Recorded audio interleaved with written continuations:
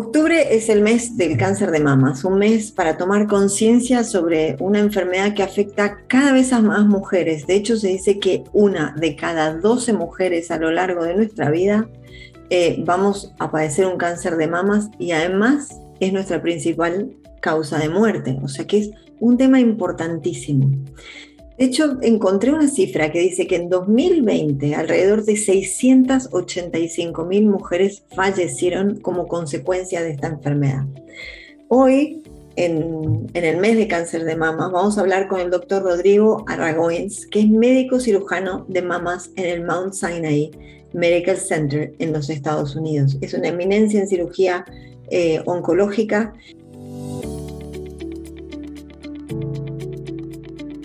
Bienvenido y muchísimas gracias por estar aquí. Muchas gracias por la invitación, encantado. Por favor, comencemos, si le parece, por lo más básico, que siempre son mis preguntas así de paciente, ¿no? ¿Qué es el cáncer de mamas y dónde se origina el cáncer de mama? Pues el origen de cáncer de mama es dentro de los ductos mamarios. El cáncer más común de mama es el carcinoma ductal de mama. Hay otros subtipos, como el lobular, que son los lóbulos de la glándula mamaria. Per se, ¿de dónde se origina? Pues no sabemos. Hay factores de riesgo que pueden predisponer al cáncer de mama. Estos factores se dividen en modificables y no modificables. Los no modificables son los que son hormonodependientes. Sabemos que el cáncer de mama está influenciado por los estrógenos que producen las mujeres.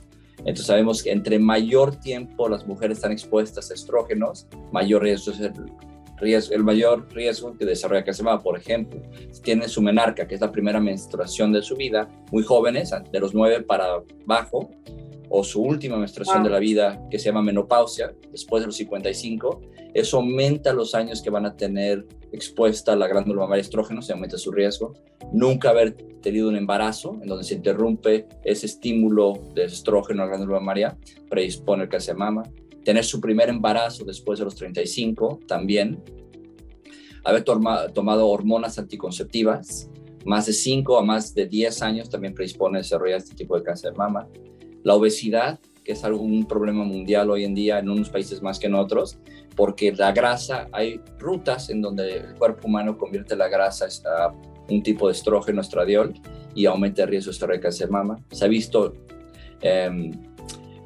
como factores modificables al alcohol. Se ha visto que mujeres que toman en exceso aumenta su riesgo de desarrollar cáncer de mama. La inactividad física que predispone a la obesidad, que ya dijimos, también puede predisponer al cáncer de mama.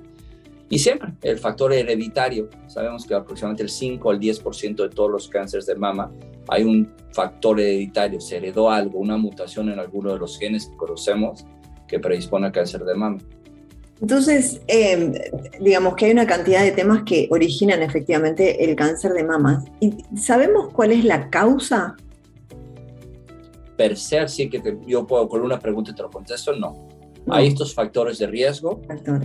Ha evolucionado la genética desde que en los años 50 se descubrió el DNA por Watson y Crick. Ha habido un auge y una cantidad de estudios y avances en donde hemos podido encontrar los genes que predisponen, podemos ya subclasificar el cáncer de mama de manera molecular, que nos ha dado un avance importante, pero no tenemos una cosa que sabemos. Si tratamos eso, ya curamos el cáncer de mama, todavía no.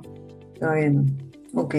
Entonces, hablemos, usted hablaba del estudio del DNA, ¿no? Y hay, de alguna manera, un indicativo de que una mujer puede ser proclive a tener cáncer de mamas a través de un estudio de la sangre, entiendo, ¿verdad? Sí, tenemos estudios genéticos. Podemos estudiar, se llama Next Generation Sequencing, que podemos secuenciar a través de células y buscar los genes más comunes que conocemos hoy en día de cáncer de mama. No cualquier mujer se tiene y debe de estar haciendo este estudio.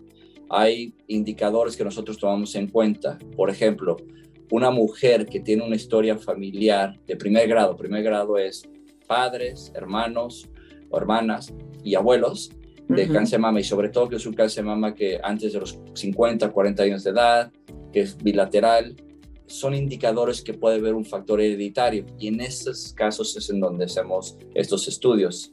Una mujer que su madre tuvo cáncer de mama antes de los 40, siempre se recomienda que la madre se haga esta mutación, este estudio. Si sale positiva, que su hija se lo haga, porque se transmite de manera autosómica dominante, que quiere decir de una generación a la otra, pero solo en un 50% de los casos.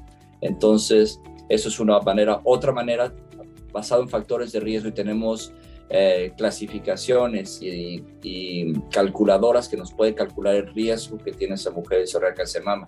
Y si después de hacer todo el análisis, esa mujer tiene un riesgo más del 20% de desarrollar un cáncer de mama comparado con la población general, esa es una de las mujeres que incluso el escrutinio, el tamizaje, cómo iniciamos su seguimiento para poder diagnosticar de manera temprana,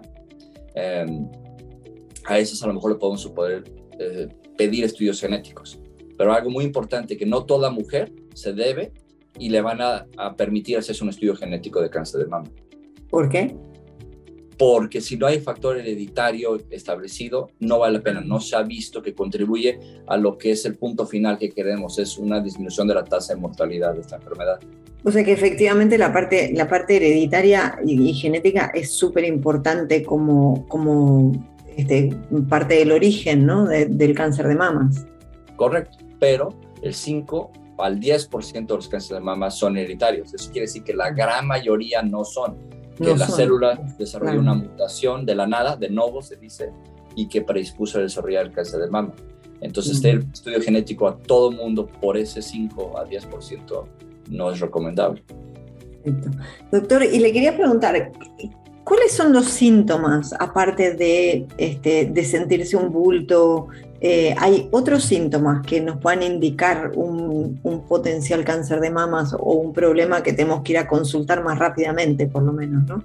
Sí, claro, existen y ahorita los menciono, pero una vez que ya están los síntomas del cáncer de mama, que puede ser, como mencionaste, tener una bola, tener cambios de la coloración de la piel, como piel muy roja, cambios de la textura de la piel, como muy gruesa, como si fuera piel de naranja, retracción del pezón, retracción de la piel, como si lo estuvieran jalando por adentro, secreción del pezón, quiere decir que ya está un poco más avanzado de lo que queríamos. Por eso se descubrió en los 70s, es cuando empezamos a hacer estudios de tamizaje o de escrutinio, que en inglés se llama screening, para poder encontrar el cáncer de mama en etapas muy tempranas. Entonces, por eso toda mujer cuando llega a los 40 años de edad que tiene un riesgo promedio, se hace su primera mastografía. ¿Por qué? Porque hemos visto que vamos a encontrar, no bolas, vamos a encontrar alteraciones de la arquitectura de la glándula mamaria, distorsión de esta arquitectura, microcalcificaciones malignas. Eso nos va a llevar a biopsiar y estamos diagnosticando cánceres de mama en etapa muy temprana. En países industriales bien desarrollados, el 75 hasta el 80% de los cánceres de mama se diagnostican en etapas tempranas. Lamentablemente en países como el mío, yo soy mexicano, o en países de Sudamérica, en donde el estar expuesto a servicios de salud y médicos no es tan, el auge no es tan grande, al revés, se revierte. En esos países, el 75% de las mujeres lamentablemente se diagnostican cánceres en etapas avanzadas. Es lo más También importante. eso se da, es una pregunta que me gustaría hacerle sobre la parte de tecnología de diagnóstico, ¿no? O sea, esa capacidad de diagnosticar un cáncer de mamas en etapas muy prematuras, digamos, tiene que ver con la calidad de la tecnología que hay disponible en países más avanzados como Estados Unidos o algunos países europeos o otros países, incluyendo, me imagino que Israel o algún país árabe. ¿Hay mejor calidad de tecnología para el diagnóstico o es simplemente una falta de acceso a esos hospitales privados que pueden hacer el estudio o por qué es? Yo creo que porque la tecnología para diagnosticar el cáncer de mama en etapa temprana no es la más avanzada del mundo. Hacer una mastografía bien hecha, eso en cualquier país del mundo se puede hacer el día de hoy. Yo creo que es más en países subdesarrollados el acceso a esta tecnología, sobre todo en comunidades muy rurales, no es tan fácil como en países industrializados, y eso es lo que lleva a diagnosticarlos en etapas tardías, porque cuando ya vayan a ver un médico es cuando tienen la bola que está deformando la glándula mamaria, entonces eso es lo que yo creo que está afectando, que en estos países se diagnostica en etapas tardías este cáncer.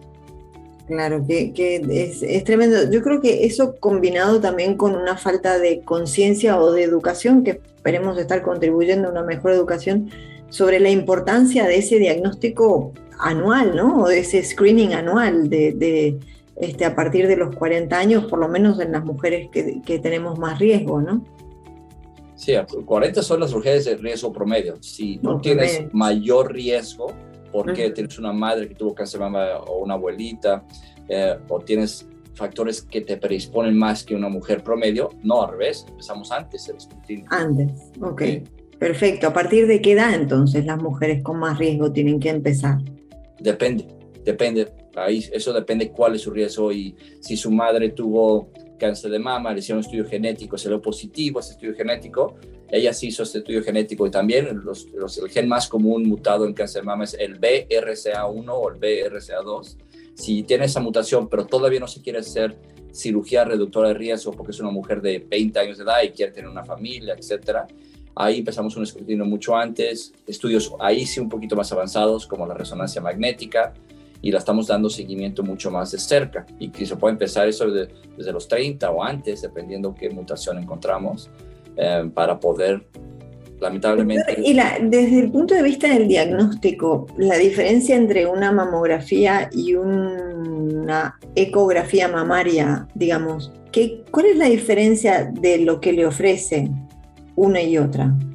Porque hay veces que se hacen 12, hay veces que solamente se hace una. Sí, la Sociedad Americana de Radiólogos recomienda a partir de los 40 hacerse la mastografía.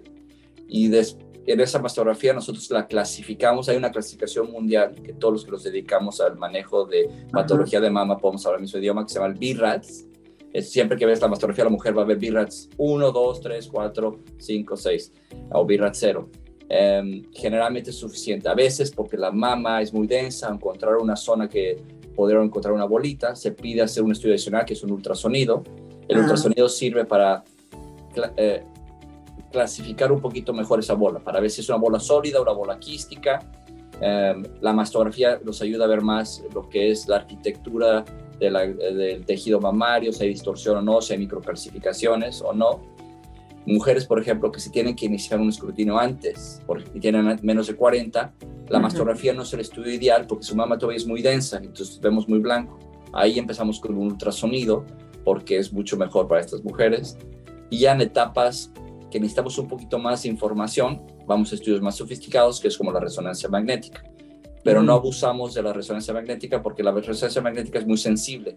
Eso quiere decir que encontramos muchas cosas, pero la gran mayoría de cosas que encontramos a lo mejor son benignas y nos forzan a nosotros a hacer cosas invasivas para descartar lo malo, y entonces a veces por eso no se abusa tanto de la resonancia magnética y no es parte del escrutinio inicial. Qué bueno, claro.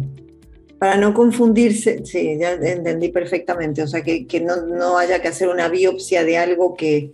Va a ser benigno, pero porque encontré algo normal en una resonancia que es muy sensible, ya someto al estrés a la mujer de, híjole, tienes una bola, la tengo que biopsiar, y emocionalmente es duro para que la posibilidad que va a hacer algo malo sea tan baja.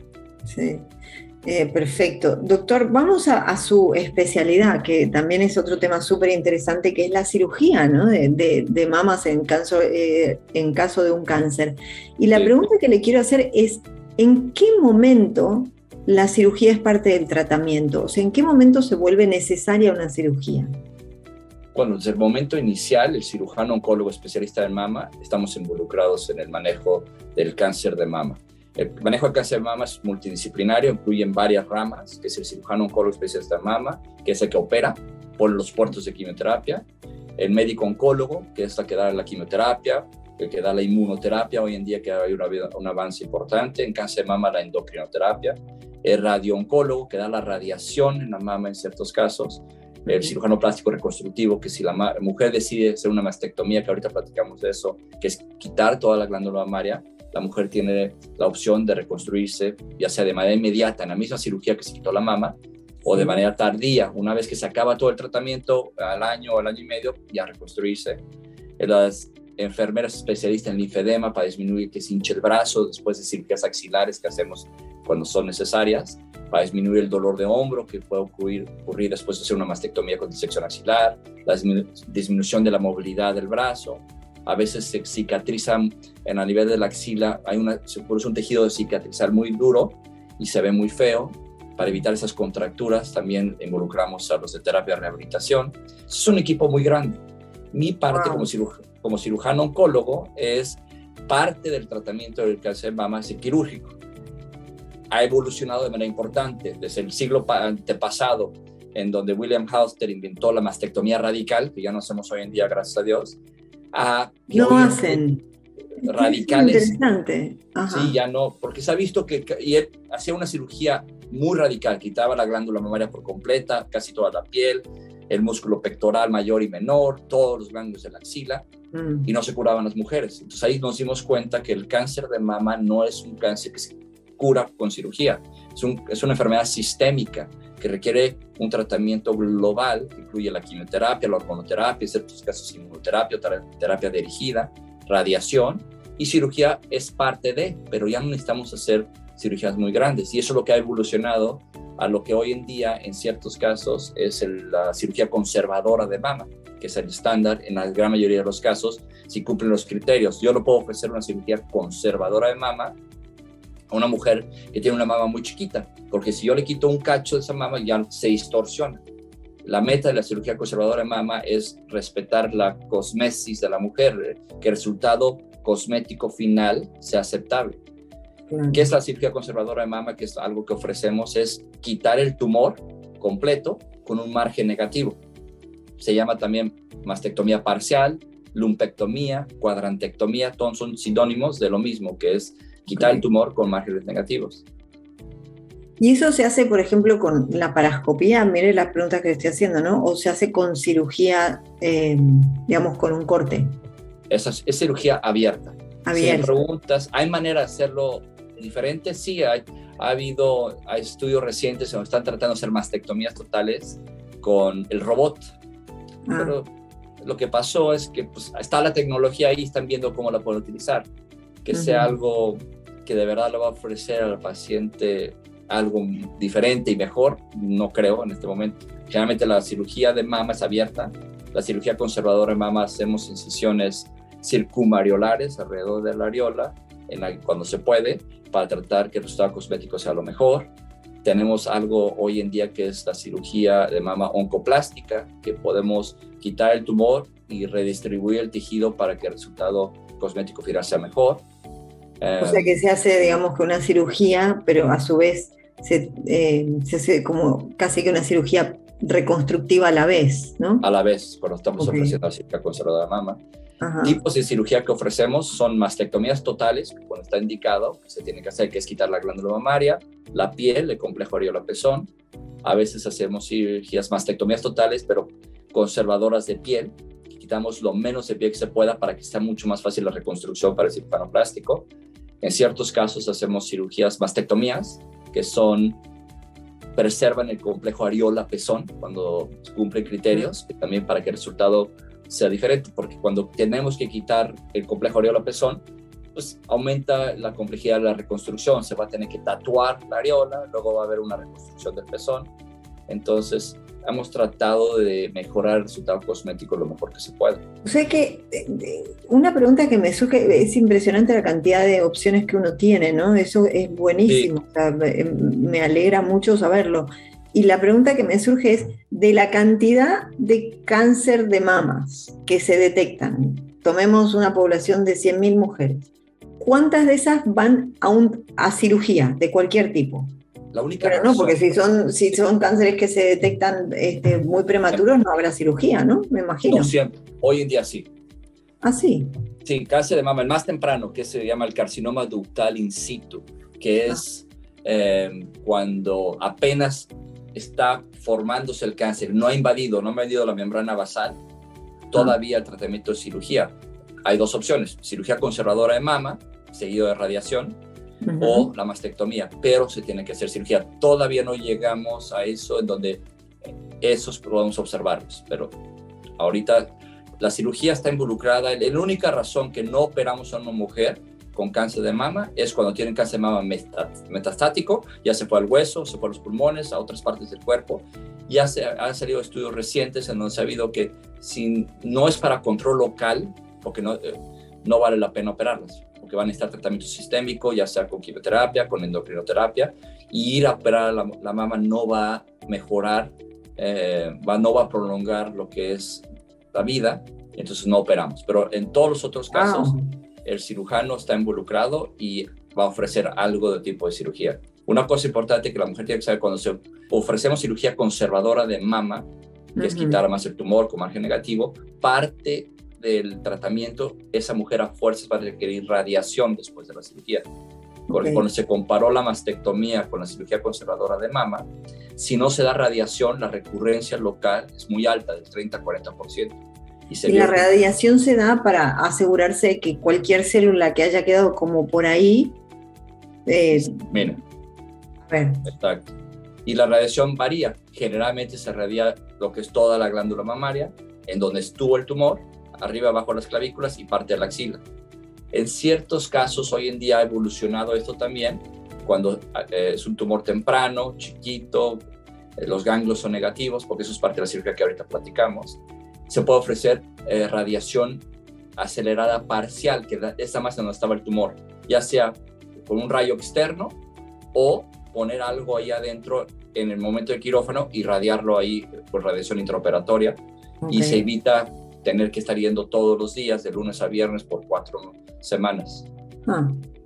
Y una pregunta, esa radiación que se da al ser algo conservador, digamos, ¿es la radiación normal o es protonterapia lo que se hace? Como más... Es radiación externa, es normal, común. Con la tecnología hoy en día que se tiene, que las complicaciones que puede haber por la radiación que se veían en el pasado cada vez se ven menos y menos. Ya no se radian estructuras no involucradas, ya no tienen tanto, porque ahora con computadoras, con reconstrucción de 3D, los radiólogos oncólogos pueden radiar lo que tienen que radiar a las dosis adecuadas sin lastimar el tejido adyacente. Entonces usted decía que todas las mujeres prácticamente, una vez que están diagnosticadas con cáncer, pasan por cirugía. Y hablemos de qué porcentaje va a tener una mastectomía. Depende, eso depende mucho de la mujer. El estándar... ¿Pero hay algún porcentaje no, estadístico, no? Y varía mucho entre centro y centro, pero no, así una estadística, cualquier porcentaje de las mujeres tienen cirugía conservadora y quienes mastectomía no, porque depende de múltiples factores. Uno de ellos, y el más importante, es la decisión de la mujer, porque al final de cuentas, nosotros como médicos, nuestro objetivo es de manera fácil, concisa, es toda esta información que hay ahí, existe, tratar de explicarles a los pacientes todo de manera lo más sencilla posible para que la paciente pueda tomar una decisión educada y para ella. Hoy en día se maneja medicina basada en evidencia, pero personalizada a ese paciente. Por eso es algo que yo siempre le digo a todos mis pacientes: no te vayas por lo que te dicen tus gente alrededor que te quieren, están tratando de ayudar, pero es que, ¿por qué te hicieron esto? Si a la mejor amiga, mi abuelita, le hicieron tal y tal y tal. Porque es tan complejo y tan difícil que no es una receta de cocina. Tienes cáncer de mama y te van a hacer esto y esto y esto. Claro. A cada quien hacemos algo. Es como que hay casi que un tipo de cáncer de mama por tipo de mujer, ¿no? Una manera o algo. Exacto. Claro. Pues no a toda mujer le van a hacer lo mismo. Entonces, no sabemos cuántas hay mastectomías, pero sí usted me estaba diciendo que cada vez se hacían menos o se intentaban evitar, ¿no? Sí, ha habido auges también, en donde ahorita, por ejemplo, en Estados Unidos hay un auge de lo que es la cirugía reductora de riesgo. Una mujer tiene un cáncer, escoge mastectomía, del lado del cáncer quiere una mastectomía contralateral, que en el pasado se llama cirugía profiláctica, una mastectomía profiláctica. Hoy en día se le llama cirugía reductora de riesgo. Y ha habido un auge de esto, y creo que a veces es porque no transmitimos la información de manera adecuada a los médicos, porque las mujeres creen que si yo le hago cirugía reductora de riesgo va a disminuir de manera sustancial su riesgo de cáncer de mama. Y lo que tienen que entender inicialmente es que si tienes cáncer de mama en un lado, la posibilidad que te dé el otro lado no es tan alta, puede ser hasta de 0.4% anual. Y luego, eso quiere decir que a 20 años el riesgo que tú desarrolles cáncer contralateral es del 8%. Eso quiere decir que el 92% de las mujeres que tuvieron cáncer de mama en un lado no van a tener del otro lado. Tener del otro lado. Okay. Y si yo hago una cirugía reductora de riesgo, no disminuyo el riesgo 100%. Se reduce un 90% más o menos, porque yo no puedo quitar todo el tejido abajo de la piel, porque se muere la piel. También eso tienen que tomar en cuenta. Claro. Y si también tomar en cuenta si tienen un factor hereditario, porque si hay un gen que muta, pues sí, eso modifica como qué le voy a recomendar a la mujer. Porque si hay un factor, por ejemplo, el efecto Angelina Jolie, la mamá de Angelina Jolie. Tremendo. Sí, ¿no? tuvo una mutación. Ajá. El gen, tuvo cáncer de mama, se murió joven por cáncer de mama. Angelina Jolie se hizo el estudio genético, salió positiva, entonces ella cayó, lo heredó su mamá y ella se hizo una cirugía reductora de riesgo. Ahí estaba indicada y ahí nadie le hubiera no ofrecido una cirugía reductora de riesgo, porque su riesgo de hacer cáncer de mama puede llegar hasta 80% en su vida, 85%. Pero no quiere decir que cualquier mujer, yo tengo 40 años de edad, me voy a hacer esta prueba. Y no es así. Ella, porque tenía a su madre que tuvo cáncer de mama joven, se hizo la prueba, salió positiva y por ende ella se la hizo también. ¿Y ese riesgo es de cáncer o de tener cáncer de mamas específicamente? En el caso de Angelina Jolie, por ejemplo. Depende del gen que se encuentra. El BRCA es un gen que predispone a cáncer de mama y cáncer de ovario. Por eso parte de la reductora de riesgo, si tienes esto, te quitan los ovarios también. También. Oh, wow. También. Sí. Entonces ahí también se tiene que tomar muchos factores. Si la mujer está en etapa reproductiva y quiere tener hijos, pues, hay momentos de la vida que se recomiendan quitar para disminuir ese riesgo lo más que se puede. Aprendí hace muy poquito algo que no sé si puede tener que ver con la parte genética del cáncer de mama, ¿no? De que sea hereditario, y es que la mujer, cuando nos quedamos embarazadas y nuestro bebé es otra mujer, ese embrión y ese bebé que empieza a gestarse trae ya la cantidad de óvulos que va luego a desarrollar en su etapa de pubertad, y que en eso viene como una carga genética que se transmite de mujer a mujer, que es bastante importante, o según entendí yo. ¿Es así? Sí, al contrario del hombre, la mujer, la cantidad de óvulos que va a tener al resto de su vida, desde el nacimiento, así ya los tiene. No que el hombre cuando llega a la pubertad es cuando empieza a producir el equivalente, que es el espermatozoide. La mujer no, ella los óvulos que tiene, lo tiene desde chiquita. Cuando llega a la pubertad es cuando se empieza todo el ciclo complejo de desarrollar y cambiar, y desde ahí hasta que lleguen a la menopausia la mujer se van disminuyendo de cantidad hasta que ya... Impresionante. Doctor, y también acabamos de pasar por el Día Internacional de la Salud Mental, y quería preguntarle si hay algún estudio que vincule digamos, problemas de salud mental con cáncer de mama, con el desarrollo de cáncer de mama. Directamente que alguien que tenga alguna enfermedad mental, psiquiátrica, que eso predisponga al cáncer de mama per se, no. Que mujeres que tienen un diagnóstico o pacientes que tienen un diagnóstico de cáncer, no solo de cáncer de mama, es una etapa bien difícil de la vida, y esa etapa lleva trastornos psiquiátricos, claro. Es una etapa muy difícil, cada quien maneja el dolor, el estrés, la inseguridad, la incertidumbre diferente, pero sí lleva a tener problemas. Por ende, parte del equipo para el manejo de cáncer y cáncer de mama es involucrar al psicólogo, psiquiatra, psicoanalista, trabajador social, para ayudar a la mujer o el paciente con cáncer a seguir adelante en este proceso tan difícil, en entenderlo, en comprenderlo, quitarse el enojo, la incertidumbre, para seguir adelante y ser lo más positivo posible durante una etapa muy difícil, que es la etapa del tratamiento. Es ofrecer cirugías en donde puede ser cirugías mutilantes para la mujer, que es la mastectomía, cirugías en donde se quitan los ganglios, y eso puede llevar a que se hinche el brazo y problemas en el brazo.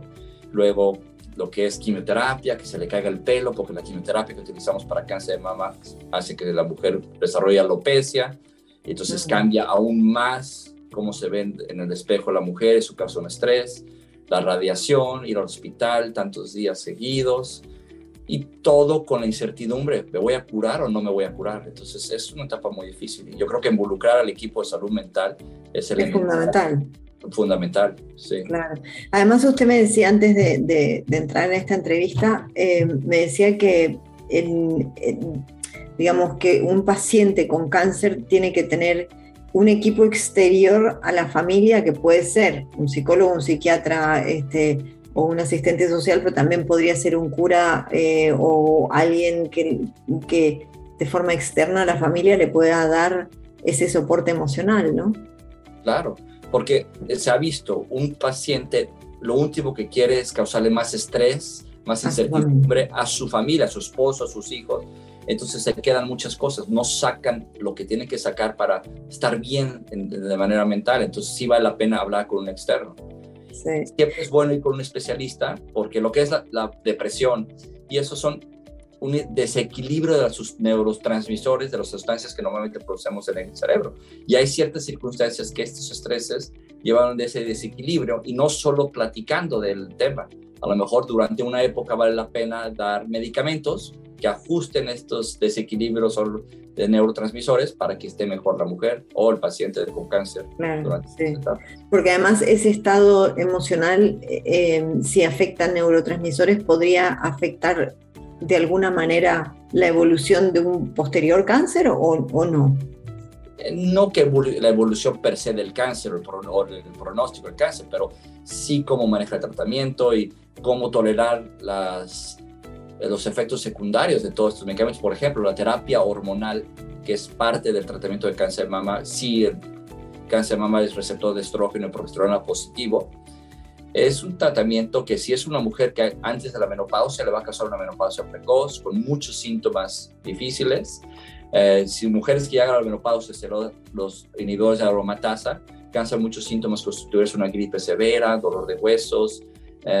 Entonces no es fácil continuar con el tratamiento, a pesar de que tú le dices a la mujer: si te tomas este tratamiento hormonal porque tu cáncer es hormonodependiente, el riesgo de recurrencia que tú tengas individual lo voy a disminuir un 50%, que es algo muy importante. Luego, si no están bien mentalmente, no quieren seguir tolerando estos síntomas y sentirse mal. Y entonces a veces, si no estás bien mentalmente, no continúas con el tratamiento adecuado y lleva a las recurrencias tempranas. Entonces yo creo que es englobar un conjunto de cosas que tienen que estar funcionando bien para que tengamos los mejores resultados. Súper, súper importante. Y entonces, por último, le vuelvo a preguntar sobre el cáncer de mamas metastásico, que usted decía, en esos casos ya no operan más, ¿verdad? Generalmente no, al menos que sea un tumor que está muy crecido, que está ulcerando la piel, como uno feo. O sea, a lo mejor ahí para que no esté sangrando, que no huela feo, sí la voy a operar. Pero si es un tumor chico que ya dio metástasis, mejor ya no vale la pena someterlo a una cirugía, mejor directamente al tratamiento sistémico, que va a ser ya sea quimioterapia en ciertas circunstancias, hormonoterapia en otras, inmunoterapia. Ese tratamiento sistémico ¿se convierte en algún momento en pastillas o no? O sea, en Estados Unidos me parece que sí, ¿no? Por lo menos yo he visto tantos anuncios de... Depende. Generalmente, si es quimioterapia, no. Generalmente tenemos que poner un puerto y es por infusión. Si el cáncer de mama metastático no es visceral, que va a órganos y además está en hueso, es muy aislado, y dependiendo del tipo de cáncer, claro, a veces el tratamiento de la enfermedad metastática es hormonoterapia. Y hormonoterapia sí son pastillas. Entonces depende de la situación. Que la hormonoterapia, perdone, ¿no? Pero es diferente a la inmunoterapia, sí. Correcto. La hormonoterapia en cáncer de mama, porque una cosa que fue tamoxifen, que es un Selective Estrogen Receptor Modulator, que lo que hace es se pega a los receptores de estrógeno y actúa como si no existiera estrógeno en la mujer. Lo último que queremos es que haya estrógeno circulando y que se estimule cualquier célula residual a que regrese el cáncer o que crezca. Y las que hoy utilizamos en mujeres mayores que ya están en la menopausia, no mayores, pero que están en la menopausia, son inhibidores de aromatasa, que es una enzima que convierte a estrógeno. Y lo que queremos es que no haya estrógeno circulando en la mujer. Ok. Y con una pastilla. Doctor, qué interesante y qué complejo, evidentemente. O sea, lo escucho y digo, wow, o sea, qué cantidad de información, me imagino, para una persona que le diagnostican cáncer de mamas, entender todo esto, ¿no? Y entender cuáles son los mejores caminos. ¿Qué le aconseja a una mujer que le diagnostican un cáncer de mamas? ¿Qué hacer de forma inmediata? Yo creo que es seleccionar el equipo que la van a tratar el mejor posible. Primero, que sea la subespecialidad apropiada. Cirujano oncólogo especialista en mama, en un equipo. Pero cirujanos oncólogos, perdón, ¿no? Pero además de en Estados Unidos, ¿en el resto del mundo hay cirujanos oncólogos o no? Sí. Sí, ok. Sí. Bueno, todo el mundo yo no puedo decir. Sé, en Estados Unidos hay la subespecialidad de cirugía oncológica y subespecialidades dentro de la misma. En México sé también que es un país, sí hay la subespecialidad de cirugía oncológica, que eso, la formación es, uno se tiene que volver cirujano, que generalmente son como 5 años para ser cirujano, y luego tienes que ser cirugía oncológica, que son de 2 hasta 3 años, y ya ahí escoges el tipo de cáncer que te quieres dedicar a manejar y es lo que te dedicas. Entonces, eso es elemental. O sea, que sea súper especialista. Especialista en lo que no sea el ginecólogo que quiera hacer la biopsia de mama, o que no sea cirujano general, que sea alguien subespecialista que generalmente que trabaja en equipo. Se ha visto los resultados mejores en cáncer, que sea un equipo multidisciplinario. Si se puede en un centro de cáncer, pero si no, no necesariamente estar en un centro de cáncer que está el equipo. Tú puedes estar en un hospital comunitario que no hay tal equipo, pero tú puedes formar ese equipo alrededor de la paciente. Eso yo creo que es elemental. Ok. Sí, y vamos a de alguna manera a transcribir esta entrevista, porque en un momento usted mencionó como parte del equipo, por lo menos, que uno tiene que tener, y entonces vamos a ponerlo debajo de este video para que la gente lo tenga como más a mano y pueda buscar cómo armarse de todo ese soporte, ¿no? que hay que tener. Cuando un médico no tienen, en Latinoamérica no están tan armados con equipos médicos, ¿no? Sino que es un médico que tiene un especialista por aquí, o que te manda un especialista y luego te manda otro especialista. Entonces, cuando uno se arma ese propio equipo, ¿es fácil trabajar, que entre ellos trabajen de forma colegiada o no? Yo creo que sí. Yo ejercí, después de mi entrenamiento aquí en Estados Unidos, 7 años en mi país, en México, antes de regresar aquí. Y sí se puede. Sí se puede. Se puede. Tú vas escogiendo a los médicos que les tienes confianza, que sabes si son buenos, que tratan bien a tus pacientes, y tú se los vas recomendando. Y el chiste es, tienes que ir más allá de lo normal. Eso es buscar a estos médicos y decir, oye, te voy a mandar a este paciente tiene tal y tal.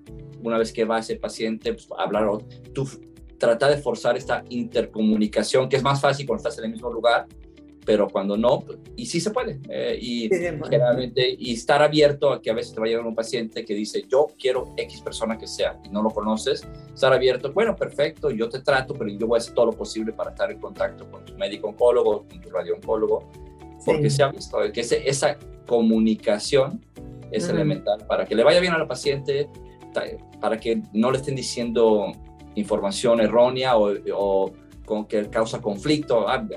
Esta persona me dijo una cosa, tú me dijiste totalmente lo contrario, y eso le causa muchísima incertidumbre a la mujer o al paciente con cáncer, y hay que evitar eso si se puede al máximo. Sí, bueno, además la gente no, en Estados Unidos sí, un poco más, vamos a decir, no, sí, un poco más, pero la gente no está acostumbrada a preguntarle a un médico, a cuestionar al médico, o sea, como si uno le faltara el respeto, ¿no? al médico.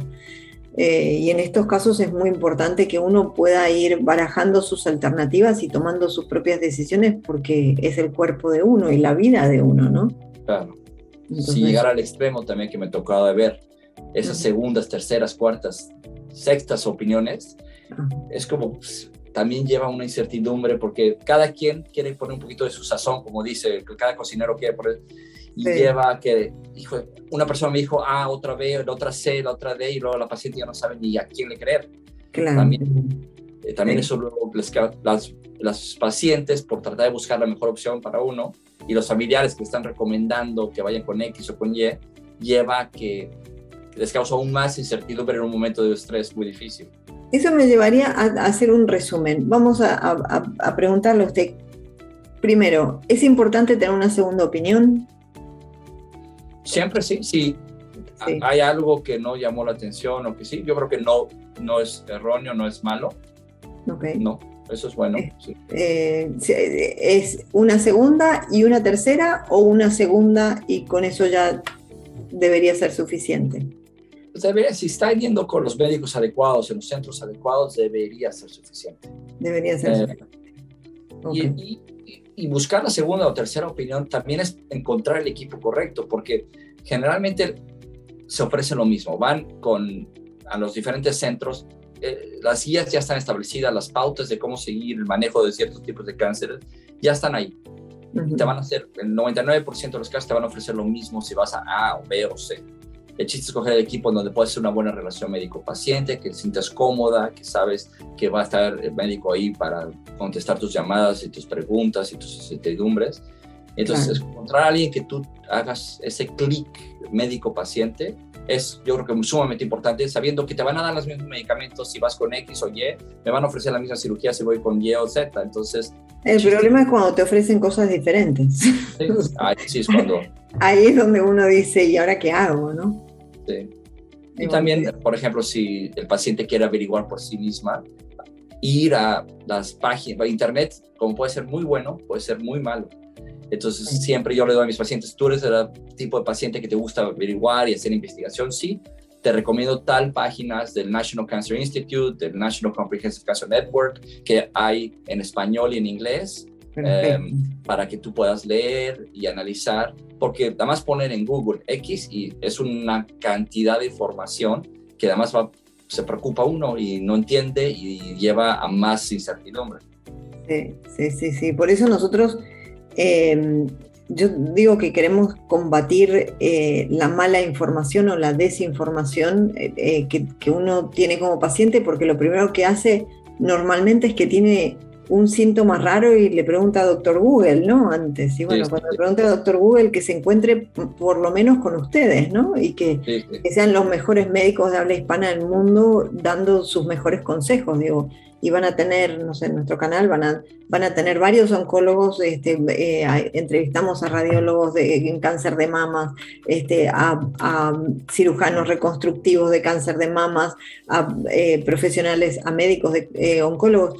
Entonces está bueno que los vayan encontrando ustedes y que digan, bueno, a ver, entre mi médico que me dice, puedo ser un paciente más informado y un paciente que puede elegir en lugar de que se entrega, ¿no? Claro.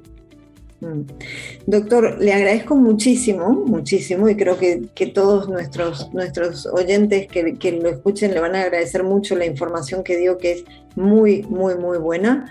Lo invitaremos nuevamente y que nos siga contando de los avances. Bueno, y como siempre les digo, en Martes Saludables les traemos información verídica y de calidad para que ustedes puedan ser pacientes informados. Muchísimas gracias.